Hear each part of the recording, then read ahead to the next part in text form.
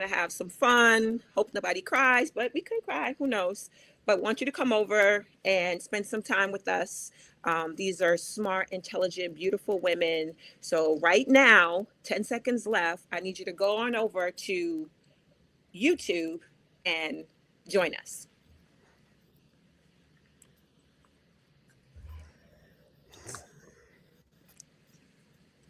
Hi, Hello, how are you? everybody. Hi. This is my first YouTube Live, and I wanted to thank Gwendolyn for hosting us through her StreamYard because I don't have StreamYard, and she can tell you I had so many difficulties today trying to get on. But we're here, and we have young ladies. We have four ladies who are going to be having a wonderful conversation tonight. So, when I thought about this Galentine's Day, I didn't think about couples. I thought about connection. And if I'm being honest, my friendship land has not been the best for the past couple of years. And also, I haven't had a true Valentine in the traditional sense for I don't even know how long. So, because grief shows up differently and it changes how you interact with people, it changes how you value presence. But what I've learned is that love doesn't disappear. It shows up differently. That's all. I mean, it's a different way it shows up. And what is beautiful about tonight is that I've never met any of these ladies in person. Yet we interact almost every day on YouTube, in comment sections, in conversations, in shared space. And somehow that consistency has built something real. It reminds me that connection is not always about proximity, it's about presence. So the four of us are going to just speak tonight candidly. Think girlfriend Zoom, energy, honesty, openness, respectful, real. Please feel free to chime amongst in the chat. From time to time, we'll all glance over and we might bring up a comment or not. But at the end, don't worry. We're going to open it up for Q&A. So make sure you stick around. And tonight is just, it's not about relationship status. It's about women choosing to show up for one another in whatever season we're in. Marriage and its longevity, like Elise, marriage and its intention, singlehood, widowhood, youth, growth, becoming. And as I said into the email when I invited the ladies to join the panel tonight, this is not a performance. This is us. These three ladies are real deal Holyfield. They don't sugarcoat anything, but it's a conversation and it's a safe space and a space for wisdom, a space where we can talk about love in all its forms and the sisterhood that carries us through. My hope is tonight that this feels like a safe, soft space for you, and that you see yourself somewhere in this conversation, and that you leave reminded that love is not scarce, it simply evolves. Thank you for being with us, and let's begin.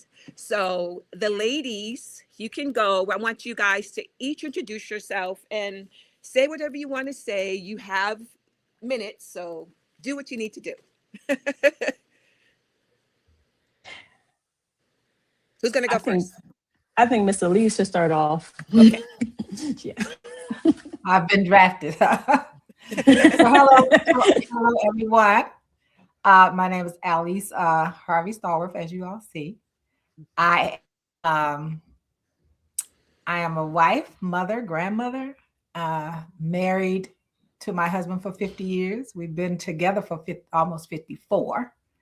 And I'm looking forward to sharing with you all and talking to amazing women tonight about that journey and relationships and friendships and how those things have evolved in my life and how I have reflected on those. Because I think the most important thing that I do is reflect. And at my core, I am a very nurturing person who, when when I say I love you, is real. And so that's the first thing you need to know about me. And that means everything. I'm one of those people, if I love you, I'm ride or die. I'll take a plane, train, whatever I need. If you need me, I will be there, as the song says. I show up. And that's how I want to introduce myself. So Okay, perfect. Am I going next? Okay. Okay, I'll G go next. Money. G Money's next. I would say that I am the angry translator for Miss Alice. Because where she stops, I will pick up and take the baton. I too am married. It'll be 9 years in September, 10 years together overall. And sharing this relationship, and I would say, like Miss Elise, I do a lot of reflection. There's a lot of learning. So I'm excited about our conversation this evening. I'm going to throw the baton to Jazzy. Good evening, everyone. I'm Jazzy or Jasmine, but most of the real ones call me Jazzy, or Jazz, or any form of that. Who am I? I'm the cool auntie that all my nieces and nephews come to whenever they need something. I am single. I wouldn't say I'm ready to mingle. I'm just single and chilling.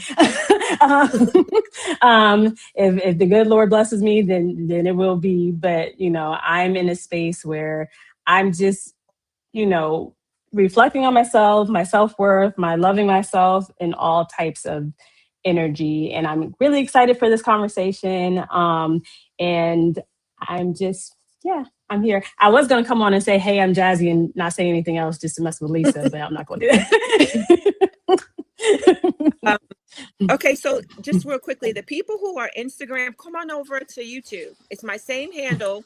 Come on over to YouTube so you can get to see all the ladies. You're here just looking at me, but I want you to come over and participate in the conversation. So for me, briefly, I am Lisa. I'm a Capricorn. I go, what was that? I go by the Zodiac Capricorn. Remember, that was an old song like that. But anyway, Yeah. I'm a mother. I'm a widow. I am an author. I run a company called Hello Healing, which helps women just in the quickest way I can say it is to get unstuck.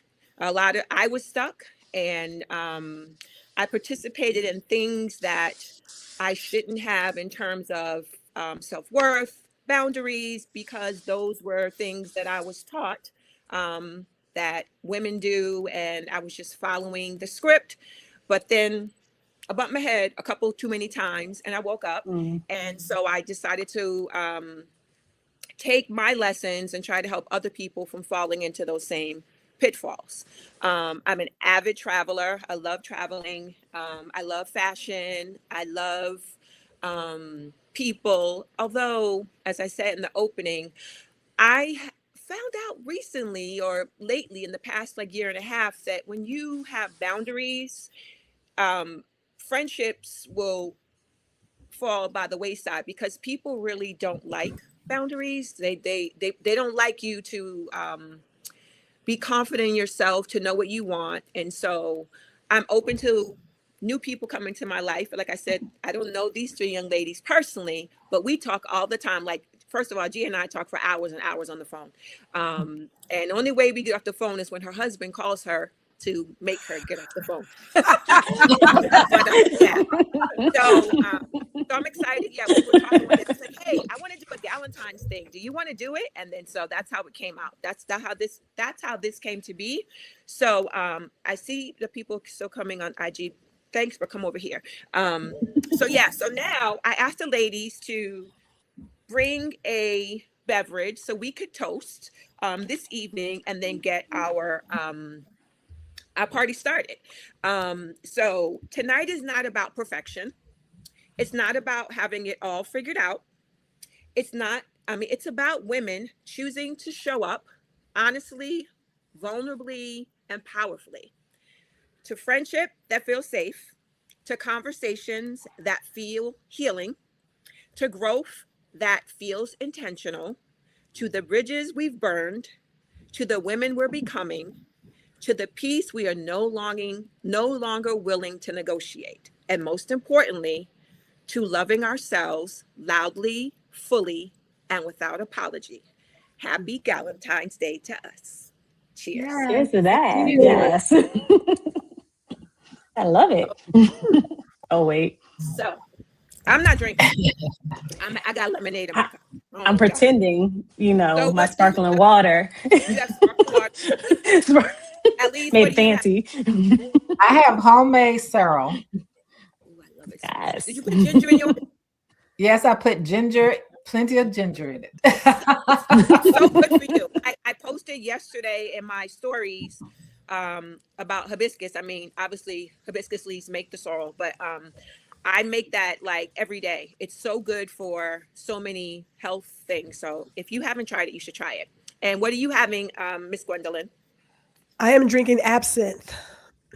Now, I know what it is, but can you tell the people who are watching us what that is? It's a spirit. It is a spirit, right? If I can Uh-huh. get myself focused, but it's back in the day, it has some medicinal effects, and they thought it could make people get kind of loopy and do things. But it's uh, it's good to have at your bar. You just want to sip on it, just sip on it. Don't. But you will not have any kind of hallucinations like in Girls Trip. That's not true. Okay. It Yeah, won't do that. I heard it was like that. That's why I asked you to explain it No. because I heard it was It will not do. It'll hit you really quick though, but it won't have you hallucinating. No. So so no let's big gulps, huh? No no. big gulps. And, No. and do you have Sip it slow. how do you have it, neat or iced? I have it neat. Oh, okay. So just me and a whole bunch But of it's spirits, right? green. Ooh, ooh, Yeah. ooh. Oh yes, green. Okay. Pink and green, baby. So No, I'm not that, but I like I pink kn- and I green. kn- well that why does everybody know that green is your color this year? You know how Pantone Yeah. has the colors of the year? Well, this year G's color is. Do you have a particular green or any green? I have 5 greens I'm working with from Okay. light to dark, Hmm. And I and they all see. represent something different. Oh, okay. Oh, that's cool. That's cool. I see some of our regular, people in the chat because I was like, "We're the people," but I didn't have it on our chat. I don't know how to do that. Like Dr. Tachi, Hellier, Kimmy Kim, and when you guys see people, if you want to shout them out too. But let's start off with the OG in the building, the wisdom carrier that we all rely on for all things, especially political things. So Miss Elise, Yes. what does love look like in your life right now? Um, right now, not historically, but presently. So love for me right now starts with me. That's the first starting place. It didn't always start with me. At one point it was right now it starts with me and me making sure that I do have some boundaries. And it's also showing people how I want to be treated and how I want to be cared for. So love at one point, the phrase "I love you" became so overused to me. Now I watch people. I want to see people love you because I love you is not loving someone is not just mere words. It's also an action. So for me right now, love is about the actions that and things I do with people for people. It's the support that I give. It's just reaching out to people, letting them know that you're thinking about them. That incorporates love for me. Love is just and it's also reciprocal. Uh, Something, and that's the one thing that I've learned over time that all people, not everyone understands that love is indeed a two-way street. We give and keep just giving. I stopped giving myself. Caused me so much stress and mental health issues that I had to learn how to love myself first, so I can love other people better, and I can also show other people how to love me right. I like that. I like that. hmm for me, I a couple of years ago, I don't know if you guys remember, like when we had the first beepers, right? And we used to write 142 on the like to the person who, gee, you could take me off. I don't like you could put all four of us back on. You know how you put 142 and that meant I love you? Well, I mean 143 meant I love you. So I had this thing, I was like, oh, I'm gonna put 142 because U was for the three was for the 3 letters in you. So 142, I put the 2 letters in me. And I just had this epiphany. And, after, much therapy, whatever, like people treat you how well, and this is my opinion, how well you love yourself. And Yeah. so I wasn't loving myself properly. And so I literally put 142, you can't see it probably, but I have 142 tattooed on my wrist. So I'll never forget to love myself first. And if any relationship, I don't care who it is, I know I have this thing with my mom all the time. She'll be like, oh, call your cousin. No, no. And well, your family, no. Because guess what? Family can be toxic as well. And if someone in my family is making me feel less than good about myself, scissors. So yeah, I think that loving yourself is paramount, and then that love disseminates and actually attracts that back to you. Yeah, I agree. And one thing I wanted to add is my sister, my older sister started having children when I was 13. So her youngest was born when I was 15. And he has this habit of always saying, I love you, but he's never shown it. Like all these years, he's never been to visit me where I live. So one day I told him, I said, you don't love me, you love dear and access to me. So what I can do for you. And so it bothered him a little bit, but I think that sometimes we have to let people know that when they say it, we have to let people know it's hard. Because that's how we show how we're showing ourselves and how we're letting other people know how they need up for us and what love means to us. Yeah. Yeah, I definitely agree with that. I think that often I feel like now I'm more involved and invested in trying to make myself feel good about myself instead of looking outwards, because I think sometimes, for a long time, I was seeking outward validation from not just people, but from things like, you want to feel like you're connected to people all the time. But for me, I was like, okay, you have to start with connecting with yourself. What do you do for yourself? I know so many people that are so afraid to do things by themselves. Like I've told people, oh, I'm going to the movies, I'm going out to dinner, I'm going wherever by myself. And the amount of times I've had people tell me like, oh my gosh, like you're actually doing that. And I was like, well, I'm not married. I don't, and even if I was married, honestly, I'd probably do the same thing. Cause I definitely just think that you have to love on yourself before you can love on others. And I think it's important to make sure that you're doing the action behind the word, because you can tell somebody, like Elise said, I love you. I can tell anybody I love them. But if you're not showing me that you're loving me, what does that really mean? And it doesn't have to be some grand gesture, right? Like Elise and I go out to lunch like every month. Like we try to meet up with each other every month, or we'll text each other and just say, how are you doing? Or what's your day like? Or I'm just sending you love for the day, right? And I think sometimes, those little moments, those little things of just checking in on people and making sure that they're okay is an actionable item. And I think so many times we're sitting around like, oh, I love you. And it's like, what does that really mean to you?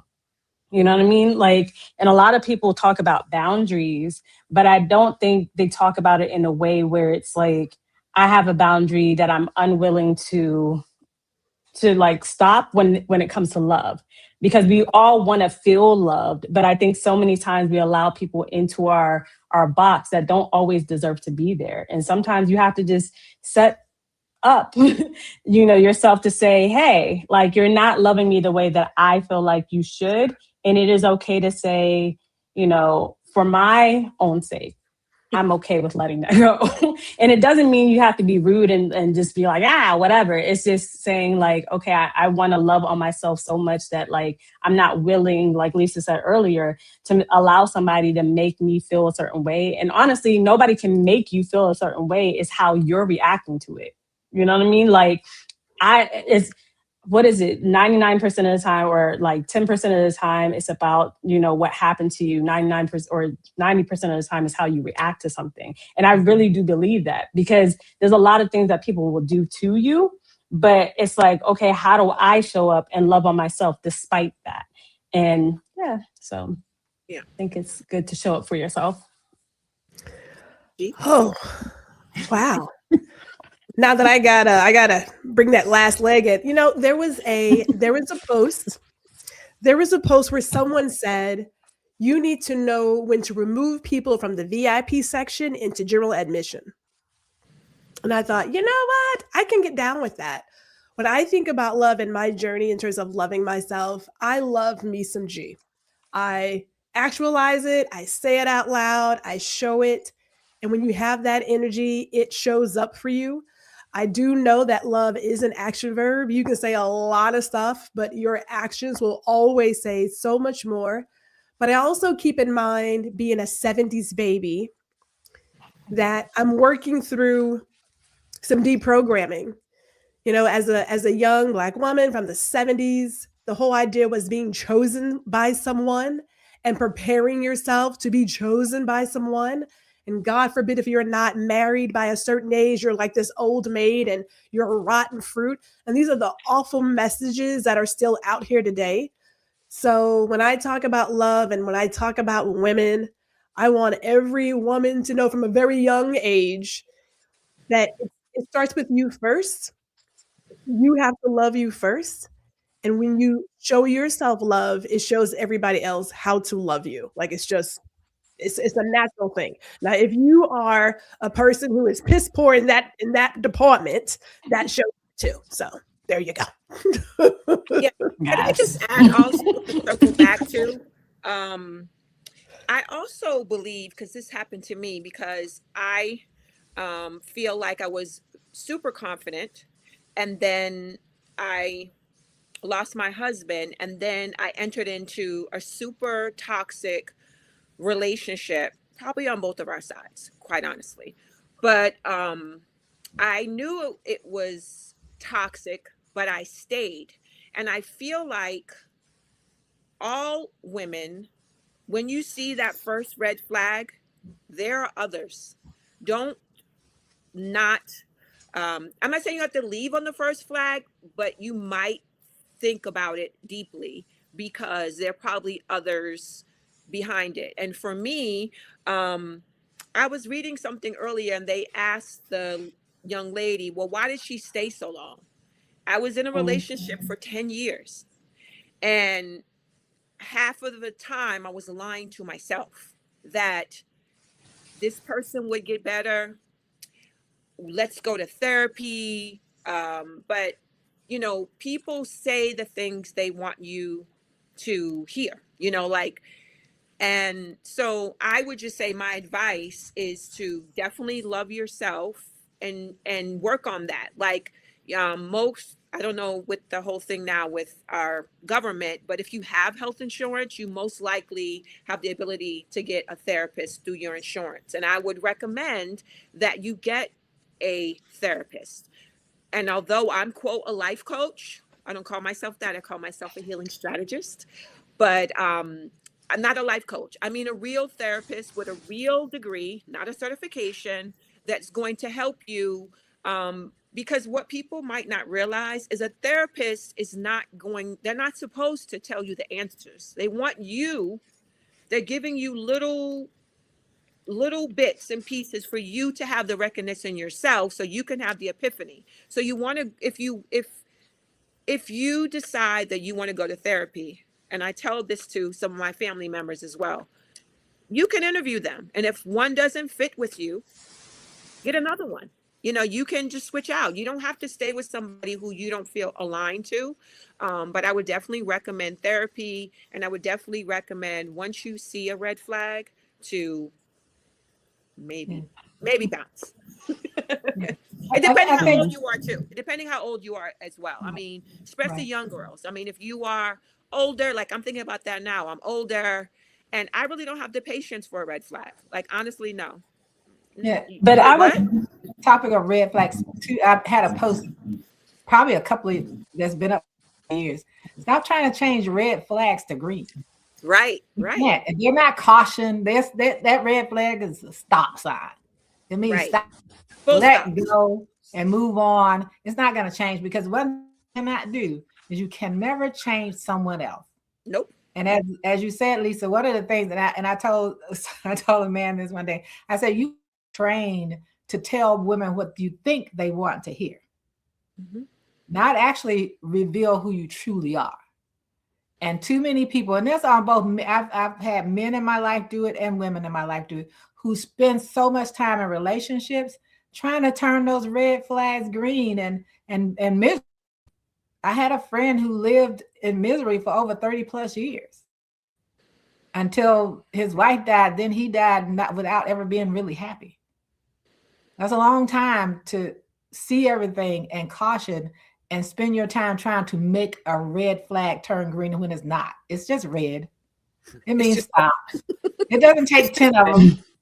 It doesn't take 10 of them. Just let it go. And I know it's easy to say and not all and hard for people to do, but I've been since young able to let a red flag go. Yeah. But also too, I think that people need to remember this is not just for a romantic relationship. This is for girlfriends, for, you know, be mindful and look with a side eye the people that say, well, that's your auntie or that's your uncle or whatever. Like, no. My husband used to say everybody is eligible, meaning like anybody can get it. And I'm just like, I'm at an age right now where I'm like, no, no, it's just not. I think about like, I saw something like, and I say this often sometimes, like, how many summers do we have left? For me, realistically, 2025, I don't want to waste any of them on anyone that's going to make me feel bad, not good about myself, second guess myself, gaslight me, all that. And I've also come to the realization that I might not find, a new mate. And that's okay too. Gwendolyn always gives me when I say things like that, she says, no, she tries to give me hopeful advice, but I'm not against it. I'm just saying I'm not like actively searching for it. And it's definitely not in my DM. So all the guys who are in my DMs it's not going to happen. No, I'm old school. I'm very traditional. I like to be courted. I'm from a different era. And so these new guys, they're just different. These guys are different. Go ahead, G. You had something. Well, I'll let Jazzy go, and then I'll go.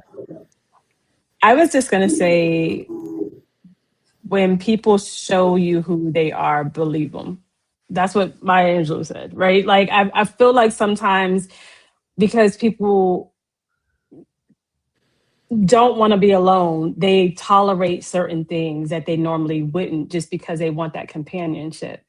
And I think that's where the loving yourself and knowing yourself comes in, right? Like I haven't been with somebody in a very long time, right? And sometimes I do look at myself and I have these things about me where I'm like, oh man, like I must not be worthy or I must not be whatever. And I have to immediately say like, okay, no, you can't think that way, right? Because your self-worth can't be tied up in everybody else.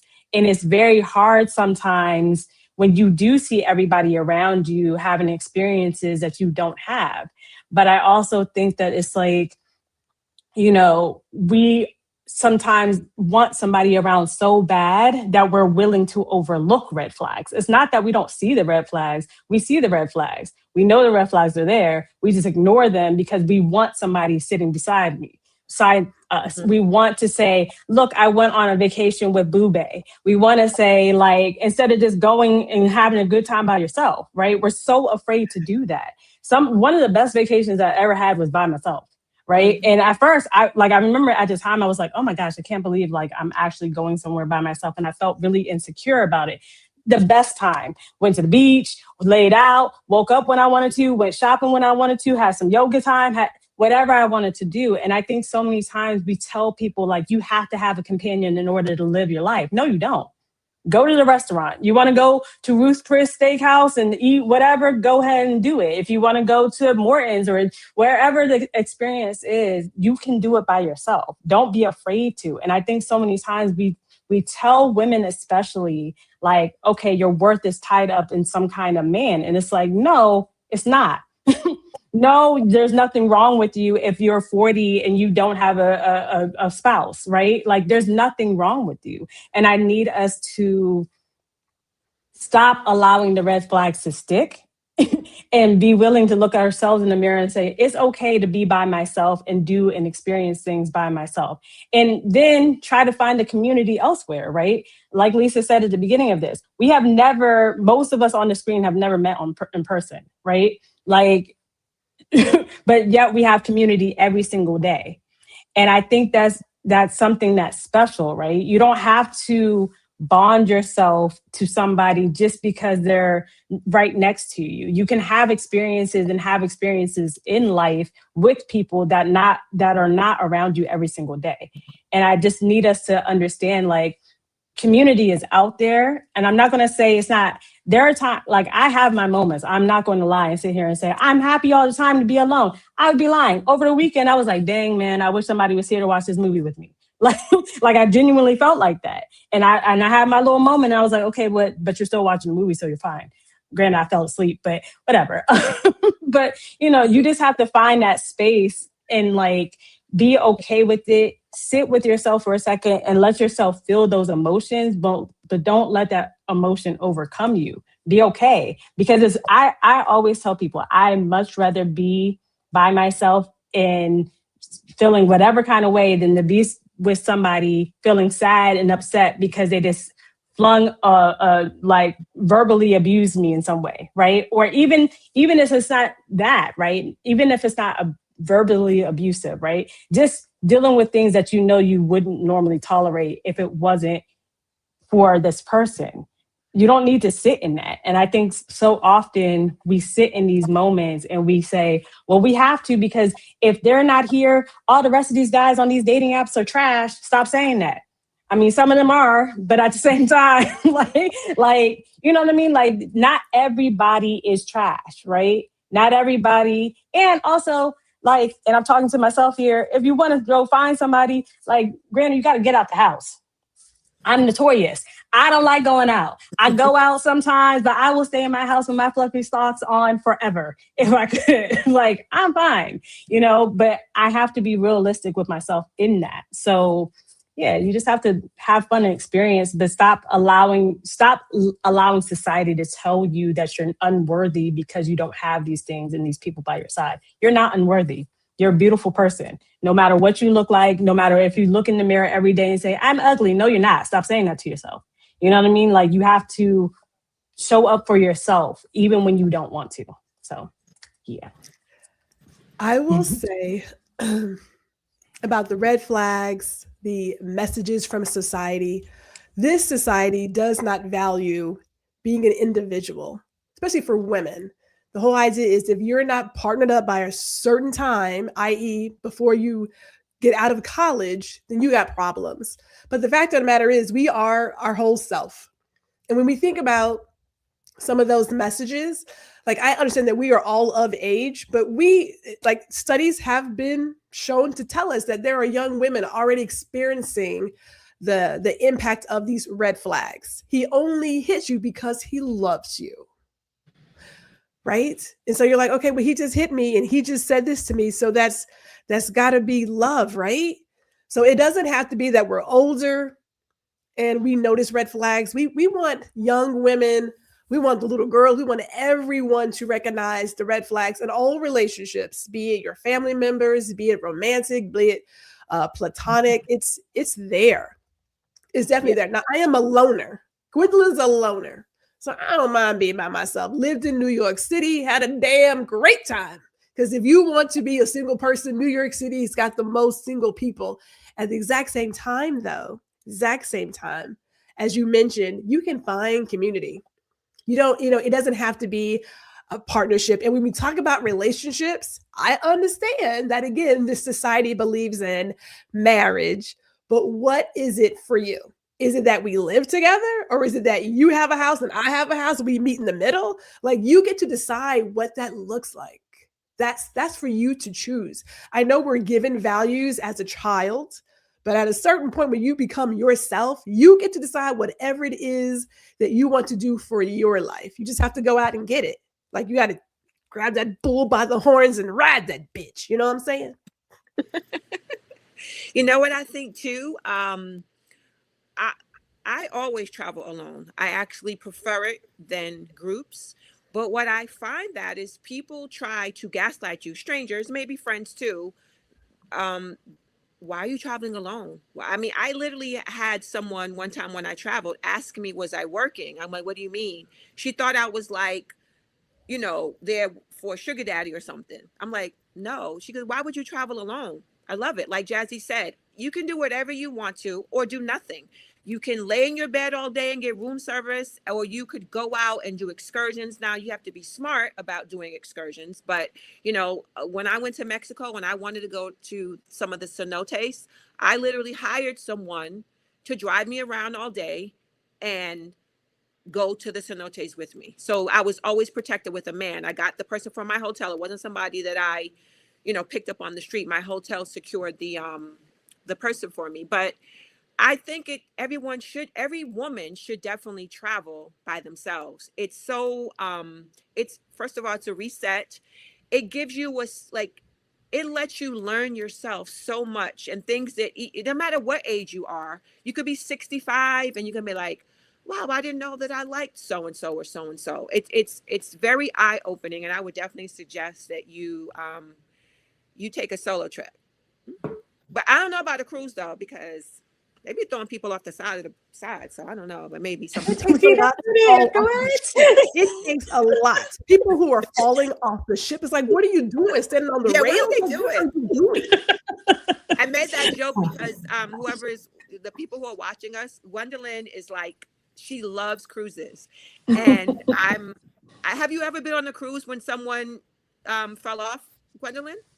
No, we're talking like it's not like when you're at these rails that they're here, like they are here. It takes a lot to get up there and fall off the ship. It takes a lot. It's like, what are y'all doing? What are you doing? Now, the people I have seen who have done it on video, because clearly not on my ships, but they are climbing things. Yeah. They're double daring other people. Hey, look, come on. Are you serious right now? No, ain't nobody doing that. Okay. Well, you already know that I spend a lot of my time traveling by myself. Yes. Yes. Taking myself on dates. Yes. Yes. Yeah. Let's move on a little bit. So, Jazzy, we're gonna go for your question. If you are single, do you ever feel treated differently by friends who are married or in partnership? And if so, in what ways? Okay, so I don't think people try to do this all the time intentionally, because I think what it is just societal norms, right? And people saying, when are you getting married? When are you going to have a baby? When are you going to, experience these things? But again, like I was saying earlier, I think oftentimes that when people do that, even if they're doing it subconsciously, they don't realize what they're really saying. And sometimes I answer by just saying, okay, whatever, I'm living my life. And if it happens, it happens. If it doesn't, it doesn't. Right. But then there's other times when people will sit there and say, well, something must be wrong or something, whatever. Or then I've also had people say, I want to hook you up with Joe Blow Smobo. And they're just not somebody that I would normally go for. And I think sometimes people are just like, you're desperate. And I'm like, I'm not desperate at all. I don't, you know what I mean? I think sometimes people don't mean to, but how do I say this? I had somebody say one time where they're like, oh, I don't want to be 40 and alone. And I'm like, I'm 40 and I'm alone. What are you thinking about me when you say that? And it was something that was such a offhanded comment at the time, right? But it's I called him out on it and I said, well, what do you mean when you say that? Is that how you view me? Because what do you view me as? And I don't think people always try to put you down in it, but I think they try to put you in your place. So for me, I'm like, my place will always be what it is, right? I'll always have a seat at my table. I'll always be okay with myself. And I'm not going to say that I haven't had my moments, because I've had things where I've gone through a grieving process of okay, I'm 41, right? I wanted kids. it's not impossible to have kids, but the reality of that is not really there, right? I saw somebody recently was like, oh, I had a child at 45. No, I don't want that. And I'm not, and I don't, I don't knock anybody that does, but I personally don't want that. Not, and it has to do a lot with the fact that like my mom had me when she was a little older, right? And so, I understand what that feels like to be a child of somebody that's older, right? And so for me, that's never what I wanted. And some people will come up to you and say, trust God's timing.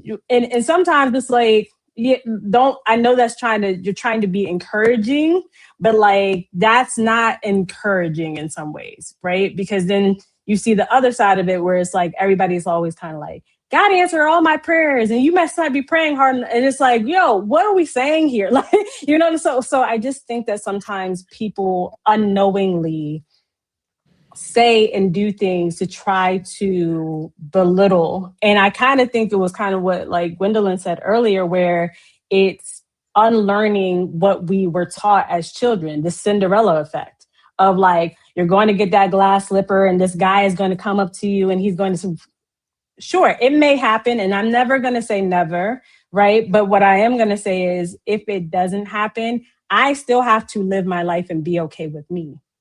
And so I think sometimes when people do that and say that, I just want them to be aware, like, what are you saying about that person that you're subconsciously saying about them? But also, like, why do you feel like that's something that somebody has to have? Because it doesn't mean that you can't have a good, fulfilling life without a relationship in that way. And I think so many times we are taught that we cannot. And, we're told, oh, you're going to be very lonely when you get older. I might be. That's the truth, right? I don't know. But at the end of the day, I'm like, I can't force somebody to love me, right? So it's like, what do I do with that if that's not an experience that I have? And you have to work within that boundary or whatever boundary that is that you have for yourself and say, okay, now how do I deal with that? How do I show up for myself, even though these are things that I wanted in my life, right? And really, it's like we said earlier, doing the things that you want to do and just not hoping, but like doing the things that you want to do and just living your life the best way you can. I'm always going to have a roof over my head if there was a man or not to take care of me. I hate that whole thing. I don't know. I just, that's a whole nother conversation for a different day. But like but I'm still going to have to show up for myself. I'm still have to wake up, cook breakfast, like do the things that I need to do. People act like, okay, you're single. How do you take out the trash? I'm like, do you think this just piles up in the middle of the, you know what I'm saying? Like, what would you do if this man wasn't here? And, and so for me, I'm like, I think sometimes people ask questions like that and they don't realize like how ridiculous some of it sounds. So, yeah. Can I jump on that? Mm-hmm. I know my face is like, what in the world? Trust me, I've heard a lot of this.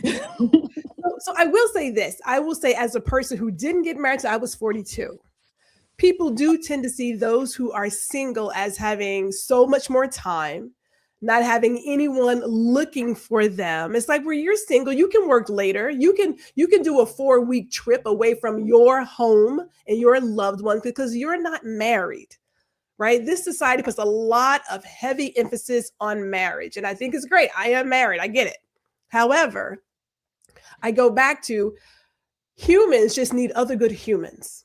There are whole communities now where it's just women. It's all women.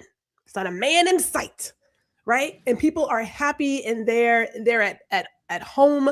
They are one with themselves. So when we talk about relationships, we immediately go to something that is romantic. Our best relationship, our most loving and longest relationship tends to be platonic. And it tends to be a friendship that has lasted 20, 30, 40 years. That if we lost that one friend that we've had for 40 years, we're like, dang, man, I don't know what to do now. Like, I don't have her, him, or whomever in my life anymore. So I get that when you talk about single people, like, why aren't you like hooked up and why aren't you doing this? And it's like, well, maybe that's not the life that I'm looking to live. There is this idea that women should have some man save them from something. Look, first of all, maybe it's not another man. Can we just all put that out there? Whatever you believe in is what you believe in, but maybe it ain't got to be no dude. You know what I'm saying? So that's one. But more importantly, every single person is worthy with or without. Like, I'm not less because, but I have found this: the people who have not found themselves, and I hate to say find themselves, but they're not solid, they're not complete. They're the main ones looking for somebody else to fill in the gaps, and they're miserable. So they look at you, single person, like, why are you always happy when you don't have anybody? Well, you got somebody, you miserable, so you're not a great example. Yeah. Just in case Say you that had again. you know what I'm saying? I'm like, if I gotta be, if I have to be with that person and be miserable, I could just do that by myself. Like, I don't need somebody for that. Yeah. Yeah, that's why I put my comment in there earlier. Sometimes those people that are out there saying those things, Jazzy, want you to live the same miserable existence they're living. They do. They're not all that happy, you know, and that's just the truth. You know, I have been married a very long time, but it came about my story is very interesting. But anyway, but you know, for my children, I have 3 children. I was like, live life. You know, I tell my son, go out there and live that life, travel. He said, I'm going to go and spend a month in Europe. I said, go ahead, because you don't have a dog, you don't have a child, you don't have a mate, you don't have a partner telling you on their clock.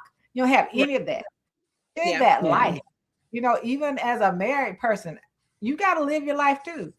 And that person has to also live their life. And I think that's the thing that people have to realize. I had 2 amazing friends. Unfortunately, they both passed on, you know, but they were the most amazing. And I missed them constantly because they were the ones, you know, my girlfriend was like, look, do we have to go tear something up? You know? Or do I come up to the school and handle somebody for you? That kind of thing. And I was the same way with her, you know, the same way. And one was male and one was female, you know, and that was that. He had a wife, and she had to understand, I'm his sister. I don't want him, and plus he couldn't handle me anyway because I have my personality not like that. But you also have to be able to understand what real friendships are, and I think that's the beauty of this conversation as well. It's not just about those relationships with a husband or partner. It's about your relationships with people. Most importantly, your relationship with yourself, which makes you able to have better relationships with people. And I think that's the important part, is that we can't miss that. It really is about how we interact with people and how they support and how we support each other. And I think the key part, and you know, Jazzy's been to my house. There's all kind of people that come to my house. It doesn't matter to be married, doesn't matter what your choices are. Now there are some on the political scene, you won't be up in here, but you know, I do some boundaries on that side. Well, I wanted to say, I used to have a friend. I say used to, and she would always say, I mean, literally everything. She started with my husband, my husband, and it used to irk me so much. I'm like, I know that's your husband. You could say his name, like, but it just was so irritating. And I have like 2 different things, and then 2 more. And then when my husband started playing for the Pacers, like when we're rookies, there was a wife. I'm not going to say who they are, but she said, I'm so and so's wife. She didn't even say her first name. Oh wow! And I am like Brooklyn down to the ground, like who is that? Like, you know, like I was gonna fight like in the wives' room because she came up to me in that, you know, disrespectful manner. And then the older wife said to me, oh, you know, don't worry about her, she's like that. And then subsequently, years later, she got divorced. And I'm like, well, who is she now? Because your identity was your husband. And I think Elise just said it, or I don't know who just said it, but it's paramount that you have a separate identity and life from your husband, your boyfriend, your fiance. You guys, we talked about trips. Take a trip by yourself. Do stuff with your girlfriends. Have a me day. Go to the play or something with your family. When you realize, or you turn around and you're not with your family anymore, you're not with your girlfriends anymore, you're not doing things by yourself to make you happy, that's not probably a healthy relationship.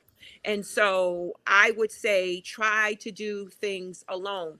You could like football, he could like football. That doesn't mean you have to do it together. You could go watch Mhm. something with your friends and he can do something with his friends. And sometimes, ladies, we have to admit we're on our, guys' butts because of fear. They might be cheating. Who you going with? I got Girl, that. if he's cheating, let Yeah, him cheat. no. I It's don't have going that. it's going to be with you most likely. No, but I'm saying a lot of women's like, well, where you go? Why can't I go? Or who you were with? Oof, All no. those questions are, to me, and now that I'm older, I don't know if I necessarily did that. I didn't do that with my husband, but I did that sometimes here and there after certain things happen in that toxic relationship. But yeah, but now if that happened now, it wouldn't even, it just, the relationship probably wouldn't continue. But I guess for this question, I would say try to have your own identity because it's super important. And it goes back to the first question. When you love yourself, there will be no um what so and so said, or but I also would say whoever's listening who's married, be cognizant of your single friends. You don't, be mindful of what you say to them. You don't know, like Jackie just said, she was watching a movie the other night and she would have loved to have not a man but even just a companion, and that could be weighing on her and her mentally. And then here you come, me and my man, like, girl, she's single. And Why? and the thing is, and the thing is, I will say I'm very blessed to have friends that show up for me and make time for me, even in their relationships, right? I've Yeah. always been a person, I never will forget, there was somebody in my neighborhood when I was little. Her and her friend got into a fight, and it was because her friend had a boyfriend. It wasn't a fist fight; it was just like a verbal fight. And I just happened to be outside. I was like, "Lord, what is happening here?" But it was something that always stuck with me, and this is always stuck with me because she was saying basically, like, "Listen, you should always make time for your friends." And this is something that I think so often we shut doors on people when we get into relationships, right? And we're like, I'm in a relationship now and I can't talk to you. And it's like, no, you should be able to foster both relationships, right? You shouldn't have to stick in your relationship and say, well, I can't talk to you anymore, girl, because of me and my man and my man, because the first person you're going to call when your man does something is me, right? So it's like, you should be able to have your friendship in your relationship and have both and be okay with that. And I think sometimes, like I said, I'm really blessed to have the friends that I do because they make time for me. I make time for them. And like Gwendolyn said, like, just because I don't have a man doesn't mean I'm sitting at home like waiting for somebody to, I'm doing things. I'm busy. I'm keeping myself busy, right? And so I think so often, like, there are people that are just like, okay, you're not doing anything. You're always available. And you're just like, no, I'm not. I'm like going to take myself to a movies today, or I'm going to go and get a facial today, or I'm going, whatever the case may be. But I do think it's important as people in general that we show up for people in our life. No matter if I'm married or not, no matter if I have a boyfriend or not, show up for your people and always try to make yourself not overly available, but just know that if you're friends with somebody and they're friends with you, like, try to be that friend to that person. So, yeah. May I jump on that? Because you were in my Mhm. head, Jazzy. You're in my head. My Um, bad. I know every now and then I got like that connection. You know what I'm saying? Um, I can't help but point out society, and I'm going to call it propaganda. You can call it programming. But these are the Mhm. messages that we see in the movies, in our TV shows, on the news. We see that when a woman, not a young man, when a woman gets married, the marriage becomes her entire identity. Her being a mother becomes the entire identity. You have to give space for the husband to have night out with the guys, poker night, this, that, other. You must be at home. That's programming. It's programming. Right. So when people get into a relationship and they are not whole because relationships, platonic or otherwise, because we have people who are really clingy friends. I know y'all know a couple of them. I don't have that because I'm a Virgo, right? I know y'all have a couple of those. When you get into any relationship and you are not whole, you're looking for that person to complete you, but they should complement you. Yeah. My husband and myself, we have things we do together and things we do apart. There is never a question or worry of what's happening. My husband knows my first husband, Ron Foster. He knows. Okay? He knows. I know, right? It's like, wait a minute, I'm sorry. What are y'all doing? You know what I'm saying? And it's good. My male friends, he knows my male friends. They have their own relationship. Right? Yeah. When I got engaged, he went to my best friend to ask her about certain things that I didn't even know about until a year afterwards. I was like, he talked to you? And she was like, yeah. Right? But if you are secure in who you are, if you're secure in who you are, then you don't have the whole, like, your relationship does not become your identity. Now, you know, that may sound judgmental. It is meant to be judgmental. Yes, it is. It's meant to be judgmental. That is that. So figure out who you are before you get into a relationship. If you have not dated yourself, if you don't like your own company, look, let me just take a drink on that real quick. Hold on. Take a shot. Yes. You know what I'm saying? Like, look. That's part of doing the solo things, because you should be able to enjoy your own company, right? Yeah. I remember this, when you guys were talking, made me think about this, pivot a little bit. So a couple years back, maybe like 3 years, I think, you guys know who Little Duval is? Yes. He's like a rapper. So he used to do this thing, I don't know if he still does it, called Auntie of the Week. And he chose me to be one of the aunties of the week. My phone was blowing up, and I was just shocked. And then so I started reading the comments, and there was, you know, some people were like, oh, that's Malik Sealy's wife and blah, blah, blah, you know, mostly complimentary. But there were several men who said, oh, she's 52 and she's still single. Something's wrong with her. And I find a lot of women feel they're believing that. Like, they're like, oh, I'll never get married. I'm too old. If you want to get married, there is most definitely your match out there. Like Jazzy said, I'm Jazzy. I'm really feeling like someone's going to be in Trader Joe's and I'm going to find him. He's going to be ringing my doorbell for something. I don't know, but I don't really go too many places to meet a guy. But how I joked earlier, a lot of guys come on my DM, but I know it's because of my bathing suit content.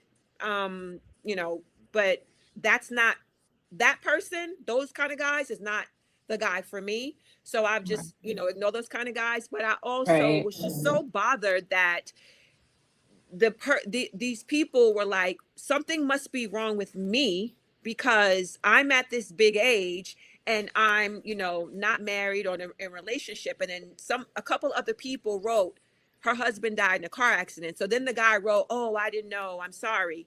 But that shouldn't be the reason that, you know, you say sorry or you make judgment upon some women, the same way that we make choices not to have children. I do have a child, but some women make choices not to have a child. They're actually making conscious decisions not to be in a relationship.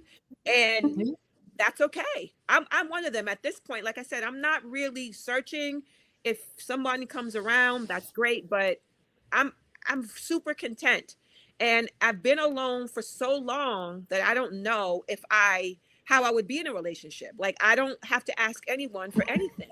And so, also too, a lot of men, they say they want an independent woman, but then when they get them, their egos are triggered, and someone you don't need them. So now they're resenting you because you don't need them. So it's a lot of like mommy issues, daddy issues across the board. I'm sure there's, females have the same, women have the same thing.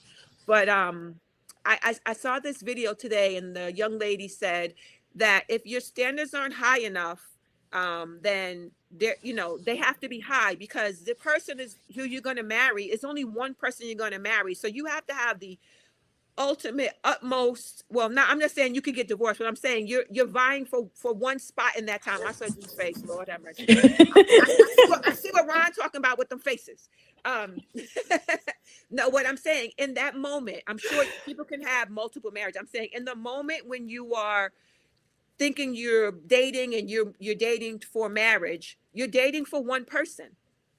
Unless you're, I don't know, Kevin Gates or somebody, but you're vying for one person, and so that person should have all the top standards. You shouldn't like lower your standards because, like I said earlier, the person's there, and I feel sometimes inspirational when G tells me, she got married later in life. Okay, so there's a chance for me.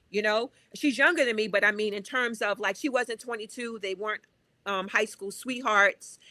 They met on an app, I believe. A dating app, yes, a dating app. I'm a little nervous about the dating apps, but it still gives hope that Prince Charming is out there. But I don't know if anybody's really Prince Charming, but a compatible mate who's in alignment with who I am right now in my space. And also, just now that I thought about that, women have to also realize the person you were with at 24, and I'm sure Elise can attest to this, your husband is not the same person that you were at 30. And you have to learn to pivot and love them in the different incarnations of them. And a lot of times we don't want to pivot. In the world that I'm in, the basketball world, there are a lot of people who get divorced after the guy retires from the league, because most of the time that you guys were married, you were in a relationship with somebody who was on the road. It was like you were basically like the person at home, and you see your husband here and there. But then when they retire, who is this guy home all the time? Like, why is he here? What is he going to do? And so that causes friction, because we like what we like, male and female. And when someone comes and messes up our, thing we have going on, it can cause problems. So yeah, I don't know. I always think about that. Like, I don't know and I'm also very picky. Like, if you just have the wrong shoes on, I'm going to be like, look at his shoes. And I know that's bad, but I know it's going to irk me. And so let's just not even move forward. I'm bad. Well, that last part where you were talking about when they retire and they're at home, maybe think about during COVID and how many people got divorced because of COVID. Yes. My husband and I had a ball. We were like, all right, we can go walking. We don't have to do anything. We were like, okay, this is fine with us. It didn't matter that we had to be inside. What are we eating today? Where are we going to walk today? That didn't bother us at all. I said, those are the same ones that hate snow days and their kids. Oh, yeah. When are you gonna let these kids go out here in this 20 inches of snow? They're cool. Those same people. But I think you have to. The first thing that you have to know, even when you talk about standards, the first thing is you have to know is you. Yeah. What works for you? I've been married a long time, and I know we'll talk about that later. I've been married since I was 19. And a lot of people are like, how did you know? It's like, so mine was more divine, but the list of things was very short. Yeah. It was extremely short. I had you were going to treat me right because I had this very different temperament. I was raised by a father. So there was nothing about touching people, not understanding what that meant to you. So, and you would definitely be alone. But, it's those things that you have, that's the first thing that came. What do you know about yourself? And then, because I always tell people, when I'm praying for this, I said, so you prayed for a tall, dark, and handsome, you forgot to leave that you didn't want him to be crazy. Mm-hmm. You didn't want him to be abusive. But you just for a thing that society told you should be what you're looking for. And maybe that's a difference. Society didn't have time to tell me anything. Because you were so young? I was young, but I always felt that I was raised by my relationship with my mother wasn't the best, but men that God placed in my life. My father, the man she was with, showed me such examples of what men were, Mm-hmm. how they could love people. Yeah. And so they were very loving people. So their sacrifice was just all the time. They weren't any of those things. And so my standard was based on these loving people. Yeah. And so I didn't know any of the other bad habits. And I was very observant. I'm the person that will sit in the corner and watch all of the people first. And I know who I don't want to come next to me. I just kind of instinctively knew I had some instincts that were inside of me.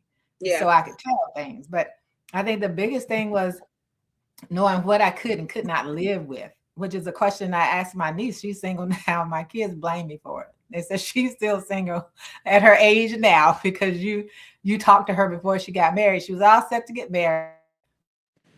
The wedding, the gown, the reception, everything was paid for.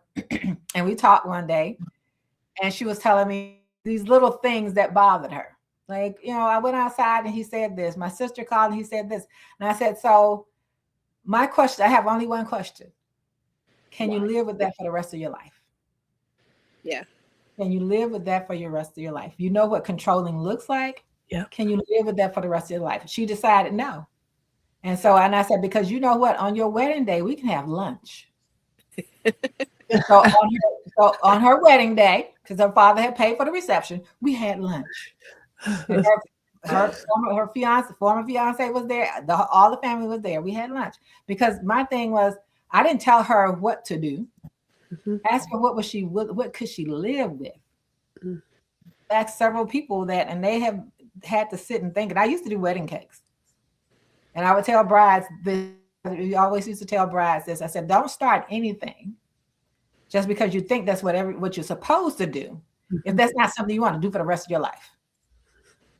Yeah. Yeah. And either you're going to marry or not. But, I didn't advise people not to. I just said, what are you willing to accept? Yeah, because once you're in it, you're in it. And then it's legal, and then there's ramifications for undoing it. So I applaud her for being, of sound mind to be like, yeah, this is not good for me. I'm not going to do it. Because some people will go through through the whole thing just to save face, or they don't want to waste their parents' money. Yeah, no. Mm-mm. Yeah, she didn't do. She hasn't gotten married. I had to get them right. Niece and her husband passed. So my great nephews are now she's the guardian for them. She's the one for them. So she never had children of her own, but she has 3 sons. Mm-hmm.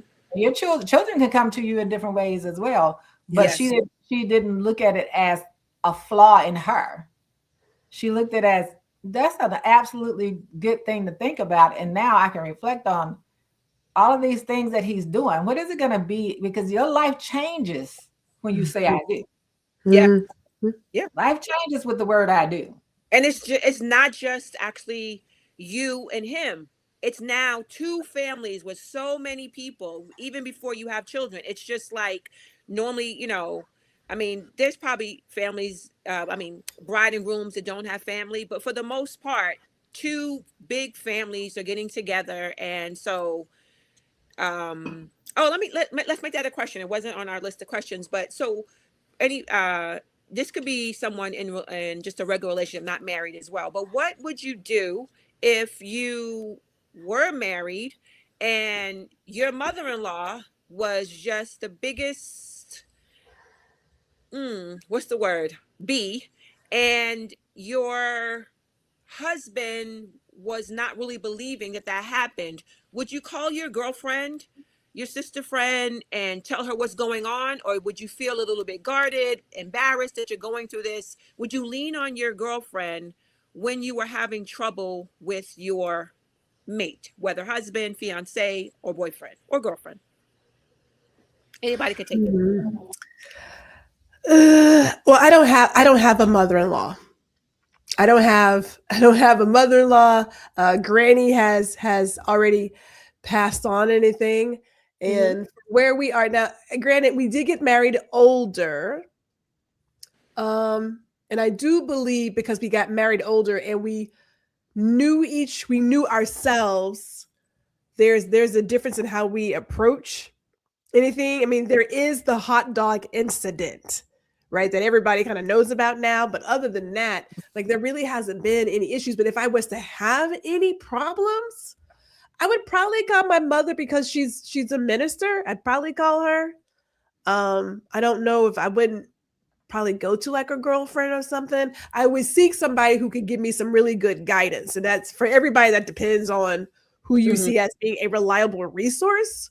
But I would go for some guys like when Ms. Elise was talking about your niece, you say, I remember my sister was engaged and we have an older cousin who was there at my parents' house and witnessing how they were interacting. And he said, I wouldn't know that you two were engaged because that doesn't look like love. The way he treats you, the way he talks to you doesn't look like that. So if you know someone that you trust and you trust their advice and their wisdom, then you would go that route. My parents were married for 50 years before my dad passed away. The day after they celebrated 50 years. I have seen good and bad. I have seen rich and poor. I saw sickness and health. So if I had any issues and I need to go to somebody, it would be my mother. Right. So in terms of like the topic we're having today, Galentines and sisterhood, for you, that sisterhood is not something you would lean on. Like I'm Greek, I'm a Delta, so we say lean on the shield. You wouldn't lean on the sisterhood shield in something with that kind of situation. No, okay. As a Virgo, we already give good advice. So for me to get advice for somebody else, you got to come correct. You know what I'm saying? So with that, that's gonna be Mama, Miss Houston, Ms. Houston, yeah. Okay. Because I'm just like, can I go to you? Not so sure about that. I have great girlfriends. But you know, Virgos are just a little particular when we get our advice. You know what I'm saying? Okay. For me, it's like, I just look. We gonna fight this out. I'm going to get in it. I don't ask people, and I think because you know, when my husband, we were two people. Like we both had big size family. We used to be next door neighbors and family, and they were always around. But we became each other's friends. So if we have an issue, it's like, and I'm very honest, there's nothing that anyone in my life can tell my husband that he doesn't already know. Things he can tell people that they don't know about me, but there's nothing they can tell him about me, because no matter what it is, good, bad, or indifferent, whatever it is, I take it to him. Today, you know, that really got on my nerves. So we're going to talk about that right now. And what I tell him is this: we have a right to say what we have to say.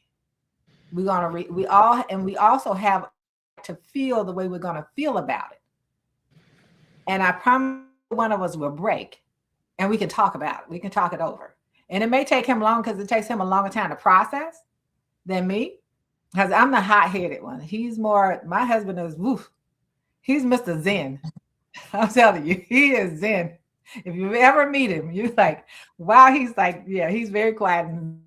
And so, but I've never sought someone else's advice on how to handle anything in our relationship, because I've always taken whatever it is to him. Whatever it is, feeling bad. It took me a long time to open up and share with him when I was going through my severe depression.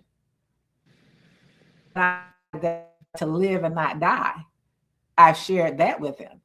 But that's it. But any other thing, I always we have to fight it. We have to take kids, be like, man, y'all talk. Our kids like, y'all don't argue real stuff. Y'all you fuss about politics and stuff like that. But no, it's like, it's things that have nothing to do with our relationship. Yeah. But so do you think that do you think that's one of the reasons for the longevity, like that you turn to him, and I assume maybe God as well, like you don't take it outside of the two of you, and you know, do you think that's been the crux of why you guys have lasted so long? Yeah, because I think if you take things outside and not really trust your partner with that, it causes a different kind of stress and anxiety between the two of you all. Yeah. Because a part of it is you don't know when someone that you talk to is going to talk to them and accidentally, quote unquote, accidentally say something. I never wanted that stress. And I believe that if you're going to do life together, you need to do life together. You need to be open and honest with each other. I'm honest to a fault. You know, people like you. Yeah, I said all of that to my husband. It's like honest to a fault. Yeah. But because I just think that when we try to seek other people's opinion, you're seeking their opinion. But when you bring it back, do you know how they feel, how your partner feels, what their opinions are, whether it's a friendship or your intimate relationship? Do you honestly know how they feel? You know what somebody else has to say. And you do need to go to wisdom. Like, I'm not going to go and consult with and I had a friend, my best girlfriend, I guess, she told her daughter asked her about relationships. She said, I don't know why you asking me. Call Elise, because she's been married forever. I do not have a husband. I don't have a man. Don't talk to somebody who without a man on how to live with a man or get a man. Don't talk to me. Go talk to someone in a relationship to see what they've had to go through to stay there. And so that kind of stuff. But I've never consulted anyone on matters that exist between my husband and I. Yeah, that's probably good. Well, let me ask you ladies a question. What do you think, what are some of the characteristics that you would say exemplify a good girlfriend that you want in someone being your girlfriend, your sister friend?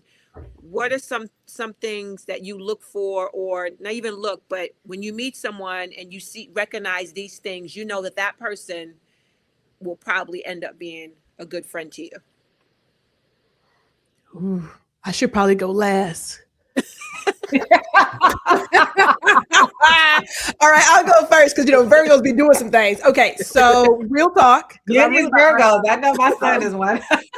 You already know, Ms. Alice. You already know. So for me, I am very intentional with words. So when I say someone is a fellow this or an associate or a colleague or a stranger off the street, that's real. Everybody got a box. I don't give out friends loosely.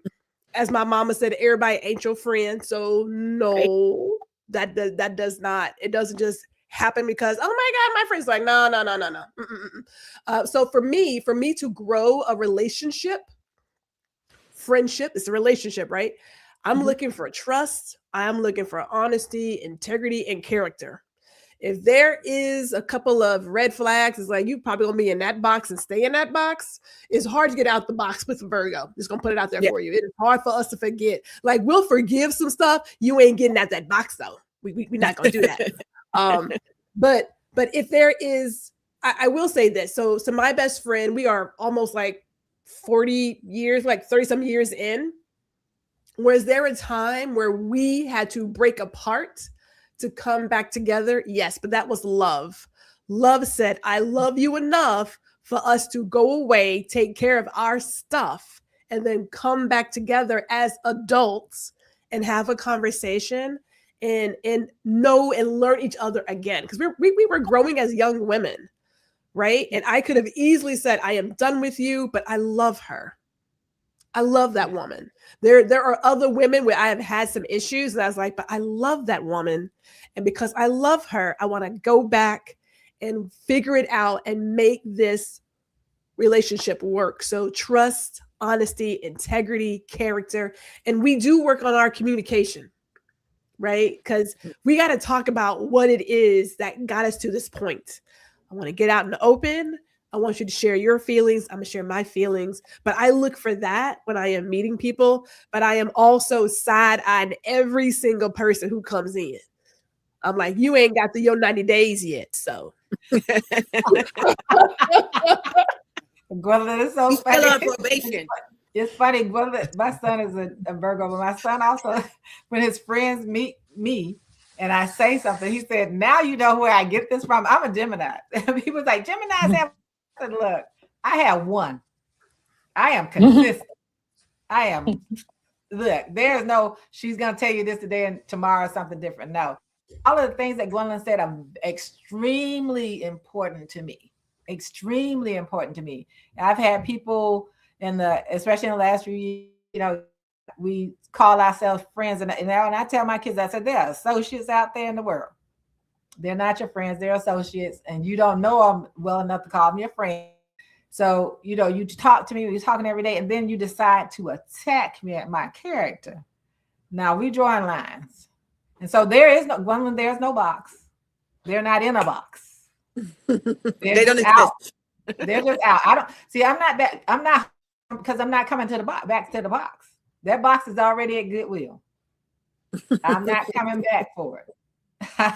Because because your character and honesty and authenticity, all those things are very important, because that trust is something that once you break it, it's so hard to try to rebuild. And once you break my trust, that's it. And I've had friends, and it's not just female friends. I had friends, and Jazzy, it's kind of like what Jazzy was saying earlier. I'm not the emergency glass for you to break.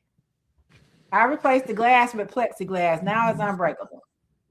So you can't knock on my glass anymore. It's done. Because that's how some people compartmentalize you. Mm-hmm. I'm gonna call Lisa up because when next year, because when I get in a bad, she can do this. But that's not Lisa's friend. That's someone who wants to use Lisa and be convenient whenever they feel like it. That's my thing. I heard Busta Rhymes say that one day. He said, "You never saw that you can't respond to the text." Those are conscious choices. So and that goes back to what I said about love before. Love is the two-way street. That's reciprocal. In friendships, if a true friendship there, it's reciprocal. And we can talk it out. We can have that conversation. I had a friend one time for a year. And this is as older adults. So we didn't speak for a year because of a disagreement we had. That after that year, we talked about it and say, look, this is how I really felt. And I had to share what I really felt at the time. I'm not going to sugarcoat it. I'm not going to pretend. And you have to, and I know it was hard for you to accept that what I had to say, but I had to say, and I didn't want to not be honest, because I don't want to sit and not be honest. So every time I see you, there's something inside of me that says, Lord, when is she going to leave? I want to be honest all the time so that, when I see you, I like to be genuine, and I want that person to be genuine. I want the people to fall into, I don't want you to envy or covet anything I have. I had one friend, my best friend that I told you all about. One day she called and she asked my husband, why did he always answer the phone? On the phone. When he gave me the phone, I said, let me tell you something. You don't pay anything.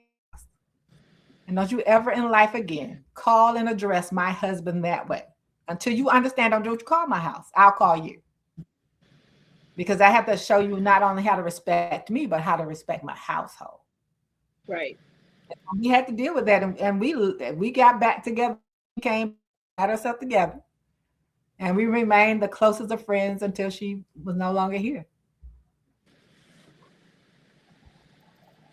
Does anybody else want to tackle that before we move on to another question? That subject, the question I said? I would just say, you all covered it. But for me, I think one of the things that I really value in friendship is loyalty. I think, I've had friends for most of my friends in my life. I've known them for 20 plus years, right? 30 years. My one friend, we were like babies and we met each other. But I also think like what Gwendolyn said is about like, if you truly love somebody, sometimes you do have those moments in that love where you have to let them go, especially in friendships, I think, because there's moments where you grow apart, not because you dislike somebody, but more so because of the fact that it's like, okay, I'm growing in this area, you're growing in this area. And it doesn't mean we're bad people because of it. It just means that we are not in the same place and we're not in alignment anymore.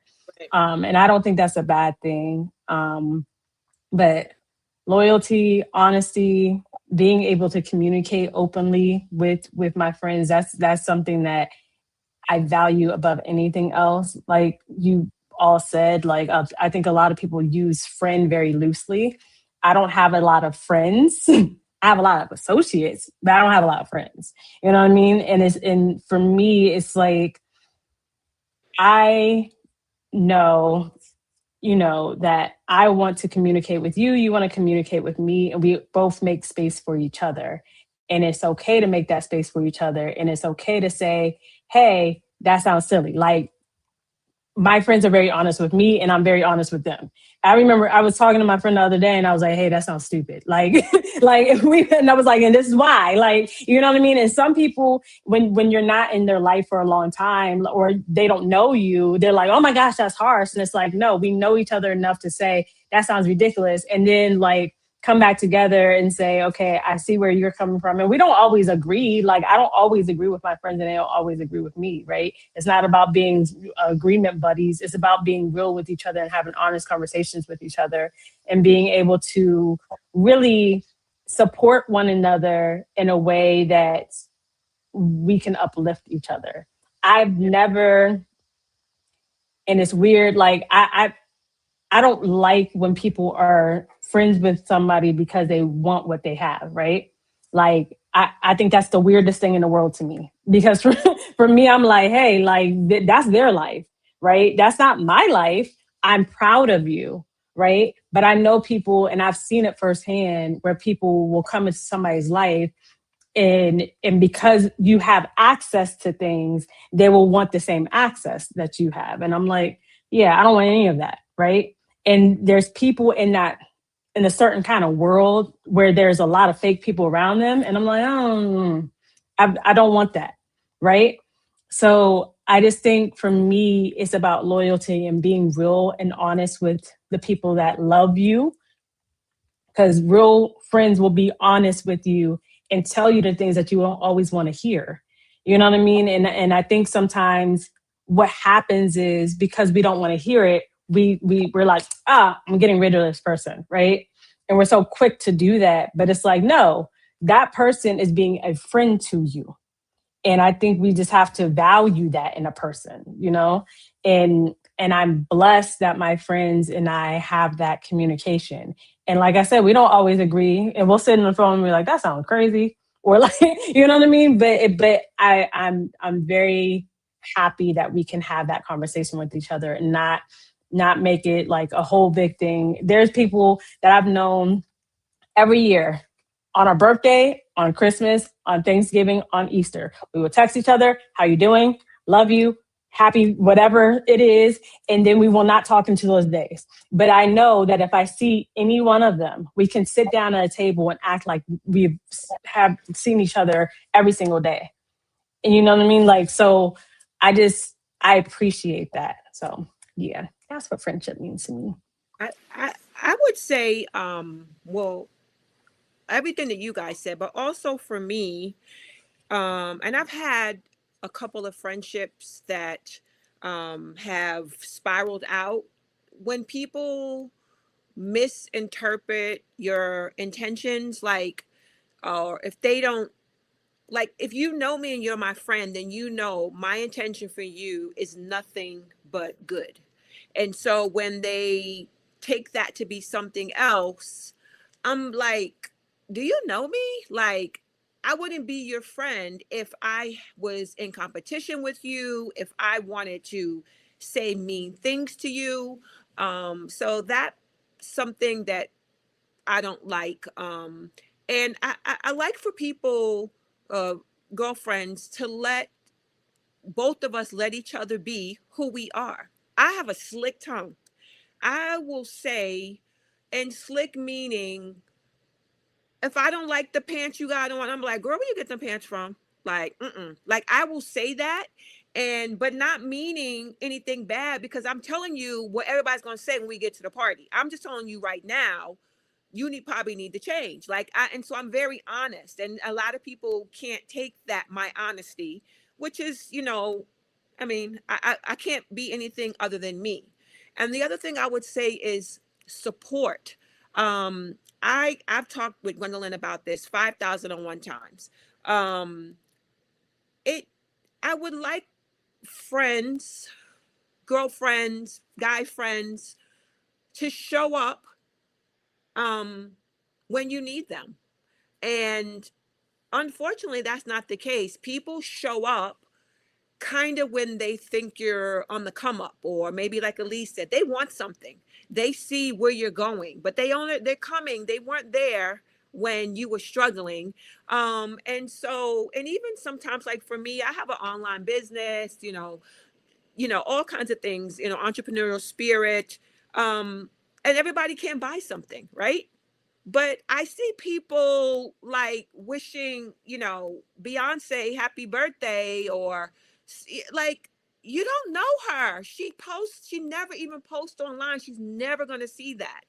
But you won't repost one of your friends' things or your friends. So it's like, for me personally, I have been toiling with this, like even getting rid of my whole Instagram, because I feel like, are these people my friends? Like some of them, I mean, obviously I have a lots of followers, and I know that's from the bikini stuff, but the core peoples, let's say if I know 1,000 of them, you would think maybe you might get 10 people in a day, maybe to repost this live we had today. The people who posted it are on this live today.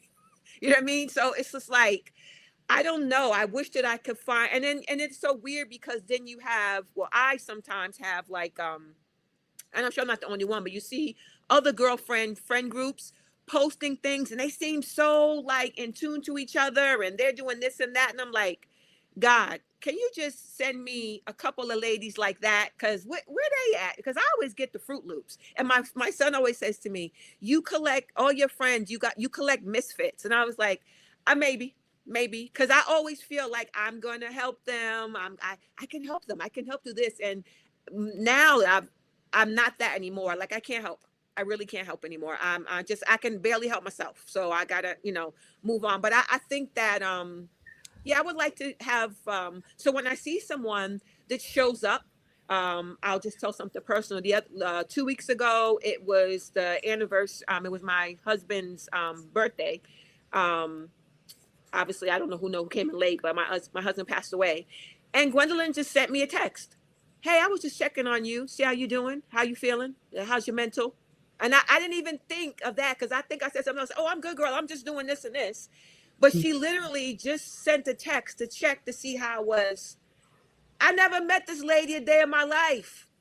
And there's people who I've known since I was 10 that didn't do that. You know what I mean? So I would hope that I can attract that kind of energy back to me, so that, I can repay another woman for what I felt Gwendolyn gave to me, I wanted to ask you guys a question about Galentine's Day. What do you think about Galentine's Day? Is it like, you think it's a marketing thing, and even Valentine's Day, like what do you guys think about this, this holiday? It's all marketing, but Yeah. but I was it's all marketing to me, but Yeah. I don't think it's a bad thing. I mean, I think that if you have the ability to support and uplift people, then you should. I don't know. I'm getting feedback. It might be me though. I'm not sure. I don't know. But yeah, so yeah, I think that like I don't think it's a bad thing. I think the biggest thing about Valentine's Day, all of it, right, is really to show up for people in your life in an actionable way. And, we should always be doing that. Like we said in the beginning of this, like, love is an action word. It really is. It's not about just saying, hey, I love you or whatever. It's about showing up when people need you, not just in a monetary way, not just in a, physical way. Sometimes, like you said, it was a text from Gwendolyn that made your day, that made you feel special. You know what I'm saying? There's oftentimes Elise will send me just, hey, I'm just sending you love. I just want to say hello and I love you and have a great day. Right. And those things to me are important because people will show up in ways where I think sometimes they always feel like I have to get you something and I have to, no, just a phone call, a hello, a text, Yeah. just to see how you are. Those little things I really do feel like make people feel special. And I don't think you need a day to do that. Like this, all of this is a gimmick and it's it's marketing, right? They want people to buy cards and all this other stuff, right? A lot of my friends that are in couples, like they don't like celebrating Valentine's Day because they just feel like you should be doing that anyway, right? Like, because you should be loving on your people, regardless of the 14th, the 13th, the 12th, whatever the day is, right? So I just feel like as long as you're showing up for people, I love that people want to show up for people, and I want to show up for my friends. So if Galentine's gets you to do that, by all means do it. You know what I mean? Marketing and all. So I think Galentine's kind of has given women a little more confidence in celebrating each other. Mm-hmm. That Valentine's Day didn't always allow you to do, right?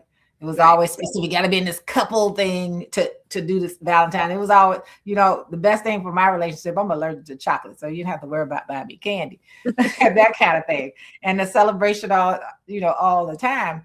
But I think the Galentine, I don't even think about whether or not I'm going to buy them a card or anything. Just when we show up for each other, I think that's what it started being more for people. Like, groups of women who met online who say, and they may live in the area, we're going to have Galentine's Day. It wasn't even this week, but they have it anyway, just so they get together and celebrate being women together. And I think that's what that has given women the opportunity to do. And as you see, with the four of us on the screen, we all from all different and walks of life, but we have that commonality and we celebrate each other. And I think that's what Galentine's Day has allowed women to do without feeling uncomfortable. Mm-hmm. It's like, it's okay for women to celebrate each other, and not have to say, oh, this is my love relationship. Yes, it is a love relationship. We love each other. So why can't we show it to each other and not have to have some issue with that? And I think that's what it allows. So it frees some women up to do. It's just to be able to celebrate women together, celebrate each other together. Ms. Alice, I want to thank you for that. And yes, I am cheering up. I'm going to tell you why in a little bit, really quick. But one of my favorite TV shows that still hits me, it makes me a little teary-eyed, is The Women of Brewster Place. Yes. And I remember seeing this movie with all these Black women in this neighborhood, just loving and supporting each other. And I was like, dude, like that's awesome. Now, granted, I think I have a pretty cool family, right? Like my mother and her sister and my aunties and everything, and my dad's side, my auntie and stuff. I think I got kind of lucky.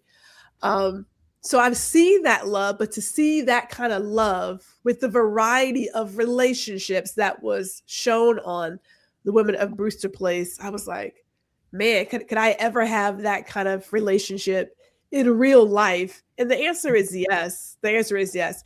Is Valentine's and Galentine's marketing? Yes, it is. I do agree with the Galentine saying that for women, you don't have to be booed up with somebody to know that you're worthy, right? And me, myself, my husband and I, we don't celebrate Valentine's. We don't celebrate Christmas. We do gift giving and loving on each other and our loved ones and family and friends all year long.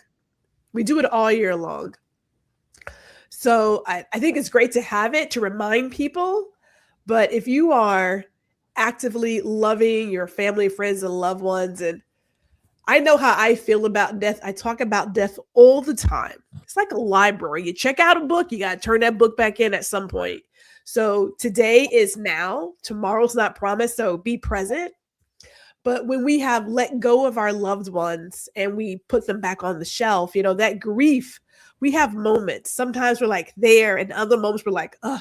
And I remember telling Lisa that my mother was having a moment, and I'm getting teary-eyed still. She was having a moment thinking about my dad. And I said, well, Lisa is probably having a moment too. So I just wanted to know if she was okay. Because we all have those moments. Wow, And that's the beautiful thing about it. It's like Yeah. being able to share those times and being and feeling safe enough to Yes. share those things and reach out to each other, because a lot of times when we are going through our own emotions and feelings, that's what happened. Because recently I was an artist posted a picture and of a father holding some kids, and it made me think about my um, because you all know my story about my father. And so that was recently, and I understand how I miss my father. Um, and I don't feel certain things when it comes to my mother, but that whole having someone just to know and sense. And that's why I believe in when I feel it and I feel I reach out to them, because I don't know when I send that message if that person is how they're gonna say it. And I've had people send messages back to me and say, "Man, you don't know how much I needed to hear that today." And all it was a simple hello, how are you? And I love you. We just Yeah. don't know. Yeah. I think that I think I responded back to Gwendolyn like, oh well, I'm so used to doing this by myself that I just keep it in. Like, I think that people, when they think about me, they feel sorry. They don't want to actually have a mirror. Like that could happen to me too. And so over the years, believe me, I've cried on many of friends, you know, phone lines, shoulders, whatever. And I just have learned to just deal with it myself. And Gwendolyn wrote back, "That's not good." And I said, And "No, she's I don't right. mean. I don't mean that. I used the wrong word. I think I said I internalized it, but that's not what I meant. I meant that I deal with it, but I just deal with my grief by myself because I just don't think that other people like I. This is something I always think like when you ask somebody how they're doing, most people don't really care how you're doing. They just saying that as a something they were learned to say. That's a formatted question that we were taught to say, but they don't really want to know if you are sad, if you don't have any money, if your husband beat you. They don't want to know. They just want to know good stuff, right? So So Lisa, I want to tell you, I ever reach out to you and you just tell me okay, I'm gonna ask you, what does that mean? I'm that person. Because yeah, okay to me is like there's something there. yeah, And that's just who I am, right? yeah, But you're right. So many people don't really want to know. But if I get it back, you say okay, or you just say good, yeah, to me, that's something that's needed there. And as women, and particularly, I say specific, especially for Black women, we've been taught to that we have to hold ourselves, mm-hmm, that we keep it in ourselves. And I know that's what I was taught. That's it wasn't necessarily taught. That's how I grew up, right? yeah, Feeling that way. So I felt I often carried everybody's thing on my shoulders and never let somebody else carry mine. And so we yeah, often feel like, okay, so like I can handle this. And on the inside, actually, are we really handling that well? yeah, Because yeah, it does come out some way. And so, but that's how we've been kind of groomed or told that we're supposed to be that elusive as Gwendolyn says all the time, and it also gives me, it's like they're so strong. I know. My thing is like, okay, so and I have a little joke in my house when I have done everything for everyone, I'll say, now the servant girl is off. yeah, She's tired today. She's gonna go and rest, and you all can take care of her, and you can figure out how you all gonna survive for the day because the servant girl is tired. And sometimes yeah, we have to embrace that part of us. And you're right, because you had to hear for so long, and then depending on how people respond to you, you guys saying, "What's the use in saying it?" But yeah, you don't hear. And it's wonderful that Gwendolyn felt it and reached out to you, because yeah, that gave you kind of a sense that not everyone is like that, and there are people yeah, out there who really care. I never ask if I say, how are you doing? I want to know how you're doing. yeah, One of my artist friends just lost his father. I reached out to him today. I sent him a text. I'm just checking in. Want to know how you and the family are doing, because I knew Yeah. how close he was to his father. Yeah. Did he expect me to do that? Probably not. We know But it each made him other. feel good. It made him feel Right. good. Right. Um, if anybody, we're starting to, we're going to close this down in about 15 minutes, but if anybody has any questions that they'd like us to answer, or something you want to um, us to bring up, you can put maybe a Q in the comment section so that we know that you want us to address that. While we're waiting, if you guys want to do that, I have another question. What's one non-negotiable in your self-care practice that you protect at all costs? Like, this is what I'm doing for me, and I'm not budging.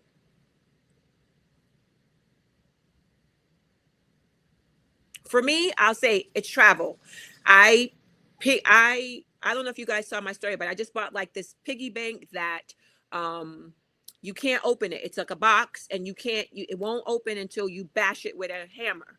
And I decided I want to go to Japan, so I said I'm going to stuff this thing, and this money will go towards my vacation.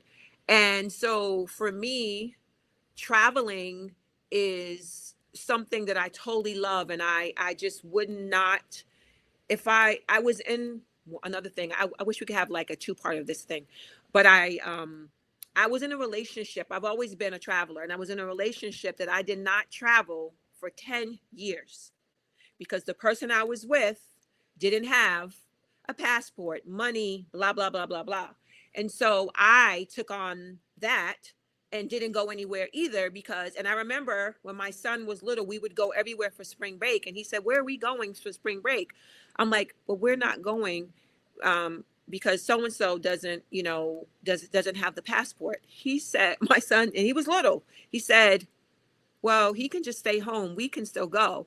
And I should have taken my son's advice, but me trying to be the doting partner, I guess misery, not misery, but suffering. I was going to suffer with him. But yeah, I think for me it's traveling. I'm not going forward. I'm not changing that for anyone. Okay. Oh, somebody else go. Uh, I guess I don't know. That's a tough. I don't like. I've been so that's a weird question for me because like so there is one particular thing I do every month is I go to get a facial every month, and I made myself start doing this actually because I was just like, oh, okay, like you need to do something for you because I never did, like I wasn't doing anything for myself, and I was like, you have to like cut out something and like actually do it for yourself and like make time to do it, and that's like my thing to do for myself. And it's my time to just like decompress, relax. I love my esthetician. She's like Miss Tony, if you're watching, shout out to you. But she it's just my time to just like unwind and not think about anything in anybody but myself and like put the care back into myself. So I guess that would be my thing. Like I love traveling, but for me it's like I'm gonna go. So I'm gonna be out. Like, bye, see you later. So yeah. Yeah. And you all know me, so it's I'm gonna do my art. I'm gonna take my trips and galleries all the time. I go to art exhibits around DC. I will travel for art, and I do it for myself. I told my you don't have to want to go do this, but I'm gonna do it for me. And so Yeah. that's the thing that's real sacred for me is being able to go out there and go talk to artists, go see art, travel, go sit on the beach in LA and buy alone and watch the sunset, watching sunsets over the water. I don't like the beach, but I like sunset over water. So those are things that I keep sacred for me. I like dating myself, taking myself out. Yeah. And every time, whenever I go to a place, whether it's New York or LA, any place I go, I will find a restaurant and I treat myself extremely well. Extremely well. And I tell people now, you may not want to go to this restaurant, because it's not going to cost you $20. Yeah. I love me. I'm like Gwendolyn. I love myself. So when I go, I sit down there from the beginning to the end, have that dessert if they have an amazing dessert, but I treat myself well. Yeah. Because I think that's where it starts. I'm not gonna treat myself any less than I want someone else to come in and do. So when I go on a trip and people say, "Where'd you eat?" Sometimes they go like, "Well, yeah, I ate there. Yeah, and I went stuff and I paid for myself because I deserve every minute of all of that." And so those are my things, and my family. What's been really, really for me is that my husband is, I always tell people, and it's funny because I think I can't remember if Lisa said this about unconditional love. My husband has taught, he taught me what unconditional love looks like and feels like. He's not around here peeking around a corner saying what you're doing and why you're doing it. That's not him. What is it that you want to do? How can I, where is it that you want to go? Go and do that. Go and enjoy yourself. Yeah. I'll be here. He doesn't say, man, you do too much of that or too. When are you gonna stay home? Nope, that's not him. When he right now, I have a trip that's coming up at the end of the month. He said, just let me know what the days are, the dates, so I can put it on my calendar. That's all he wants to do is put it on the calendar so he knows if he has to drop me off at the metro station or pick me up at the airport, so that he knows those kinds of things. The beauty of where our relationship is that it's not one that's contingent on us doing everything together. And it's not one where there's something that says, oh, you can't do that. And everyone in my life, from my husband to my children, my granddaughter's like, when you going, and are you going to buy art this time? I buy it if I want it, if I can afford it. But I think that's the freedom that I have. And so that's like my art life and my life of when I feel like I want to travel, get on a train or a plane. I don't compromise that, because that's a part of how I maintain my mental well-being, Right. physical well-being, because your mind affects your body. Mm-hmm. Yeah. G. Every Sunday I do a bubble bath. So we have the bubbles and we pour a ball of the bubbles. And I think I'm in there for like, I know, we're talking 9 o'clock. And no, I don't have orange juice because it don't even matter.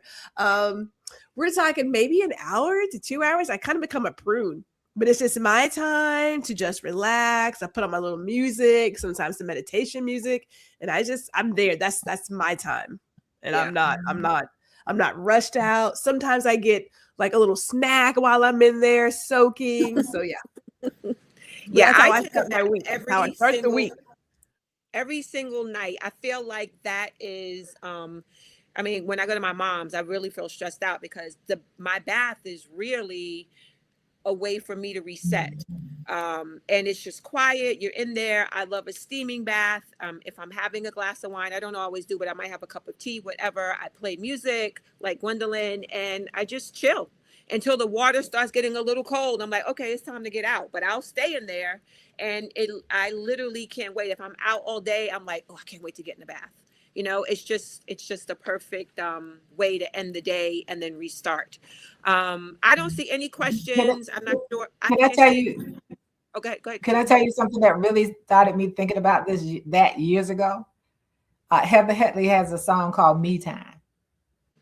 Oh, really? I Okay. love that song. It says "Me Time," not some "we time."